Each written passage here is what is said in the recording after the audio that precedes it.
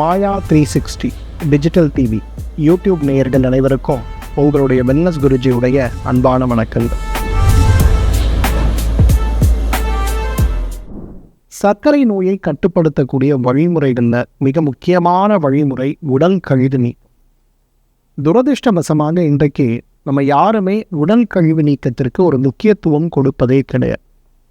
இதனால தான் பார்த்தீங்கன்னா இரத்தத்தில் இருக்கக்கூடிய கழிவுகளுடைய எண்ணிக்கை அதிகமாகும் போது, அளவு அதிகமாகும் போது சுவாசிக்கின்ற நம்முடைய காற்றில் இருக்கக்கூடிய பிராணவாயு கூட உடல் சக்தியாக, உயிர் சக்தியாக மாறுவதே கிடையாது. அதனால் நம்ம உடம்புக்கு என்ன ஆகுது? திரும்ப திரும்ப நோய்களோடு போராடக்கூடிய ஒரு நிலை ஏற்பட்டு விடுவதை பார்க்கிறோம். சர்க்கரை நோய் ஏன் நம்ம உடம்புல வருது? பொதுவாக நம்ம உடம்புல நிறைய அணுக்கள், கோடிக்கணக்கான அணுக்கள் இருக்கு. இந்த அணுக்கள் வேலை செய்வதற்கு தேவையான பிராணவாயு, அணுக்கள் வேலை செய்வதற்கு தேவையான ஆற்றல், எனர்ஜி, அணுக்கள் வேலை செய்வதற்கு தேவையான சத்துக்கள், உப்புக்கள், சத்துக்கள் இதெல்லாம் இருக்கணும். நம்ம ஒவ்வொரு அணுக்களையும் ஒரு பேட்டரி இருக்குது, அதுக்கு பேர் மைட்டோகாண்ட்ரியான்னு பேர். இந்த மைட்டோகாண்ட்ரியா தான் அந்த அணு என்ன வேலை செய்யணும், எவ்வளோ நாளைக்கு இருக்கணும், ஒருவேளை அந்த அணு இறந்து போக போதுன்னா புதிய அணுக்களுடைய உருவாக்கம் எப்படி இருக்கணும், இதே போல் புதிய அணு எப்படி உருவாகணுங்கிறத நிர்ணயம் பண்ணக்கூடிய காரணியாக இந்த மைட்டோகாண்ட்ரியா. இப்போ நம்ம வீட்டில் இருக்கக்கூடிய பேட்ரி எவ்வளவு எனர்ஜைஸ்டாக, சார்ஜாக இருக்கோ அந்த அளவுக்கு எப்போ பவர் கட் ஆனாலும் நமக்கு பிரச்சனை இல்லை.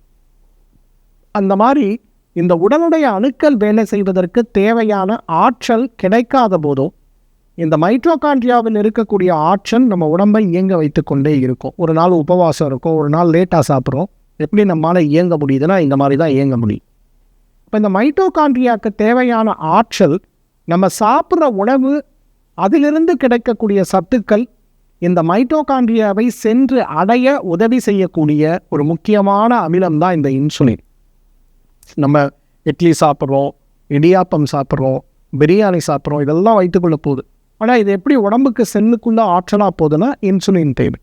இந்த இன்சுலின் என்ன பண்ணோம்? ஒரு அமிலமாக சுரந்து இந்த உணவிலிருந்து கிடைக்கக்கூடிய சத்துக்களை உச்சந்தலையிலிருந்து உள்ளம் கால் வரை இருக்கக்கூடிய எல்லா அணுக்களுக்கும் கொண்டு போய் சேருவதற்கு தேவையான ஒரு வினையூக்கின்னு சொல்லக்கூடிய ஒரு கேட்டலிஸ்டாக இது செயல்படுறதை நம்ம பார்க்கணும். அங்கே ரெண்டு பிரச்சனை ஏற்பட ஆரம்பிக்குது. ஒன்று, ஏற்கனவே திசுக்களில் இருக்கக்கூடிய மூலக்கூறுகளில் கழிவுகள் அதிகமாக சேர்றதுனால இந்த இன்சுலினை உடல் எடுத்துக்கொள்ளக்கூடிய ஒரு நிலையற்ற ஒரு நிலை ஏற்படும் போது அந்த இடத்துல நீங்கள் சாப்பிட்ற உணவில் இருக்கக்கூடிய சத்துக்கள் அணுக்களை சென்றடைய முடியாத ஒரு நிலை ஏற்படும் போது, இரத்தத்திலேயே அந்த சத்துக்கள் தேங்குகின்ற ஒரு நிலை ஏற்படும் போது நமக்கு சர்க்கரை நோய் ஏற்படுகிறது. இதுதான் டைப் 2 டயபெட்டிஸ்ன்னு சொல்லுவோம். டைப் 1 டயபெட்டிஸ்னால் உடம்புடைய தேவை 10 மில்லி இருக்குது, ஆனால் உடல் சுரக்கக்கூடியது 5 மில்லியாக தான். அப்போ முழுமையாக உடம்புக்குள்ளே இயக்கமும் ஆற்றலும் டிஸ்ட்ரிபியூட் ஆகிறதுல பிரச்சனை வர ஆரம்பிக்கும். அப்போ அது என்ன பண்ண ஆரம்பிக்குது?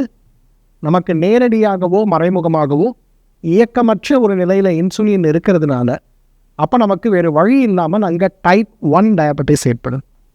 அப்போ ரெண்டு நிலைகளுக்கும் அடிப்படை காரணங்கள் என்ன? ஒவ்வொரு அணுக்களிலும் இருக்கக்கூடிய மைட்டோகாண்ட்ரியாவுக்கு தேவையான சத்துக்களை கொண்டு சேர்க்கக்கூடிய அந்த அமிலங்களோ அல்லது அந்த சத்துக்களுடைய அளவே குறைந்து போகக்கூடிய ஒரு நிலையோ தான் இன்றைக்கு சர்க்கரை நோய் அப்படின்னு நம்ம சொல்லிக்கோ. மீண்டும் மற்றொரு நிகழ்ச்சியில் உங்களை சந்திக்கிறேன்.